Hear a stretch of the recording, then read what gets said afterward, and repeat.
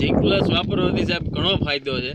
આ મરચીનો કલર છે ને એકદમ કાળો અને એકદમ લીલો રાખે છે અને ફાલ ફૂલમાં એમને એનો ટકાવી રાખે છે અને છોડની કે ભાઈ ક્ષમતા કે એની તાકાતની ક્ષમતા વધારી રાખે છે। ઝીંક પ્લસ એમ એટલો ફાયદો કરે છે કે એને જે ઘટતું તત્વ છે એ પણ પૂરું પાડે છે અને મરચીનો છોડનો વિકાસ અને પ્લસ એની મજબૂતાઈ જાળવી રાખે છે। એટલા માટે ઝીંક પ્લસ વાપરવું બહુ જરૂરી છે। હું 4 વર્ષથી વાપરું છું અને મેં આ 4 વીઘાની મરચીની અંદર 3 રાઉન્ડ ઝીંક પ્લસના વાપ કર્યા છે, બરાબર। એટલે આજે આ જોઈ લ્યો મરચીનો કલર અને રૂપરંગ અને ફાલ ફૂલ।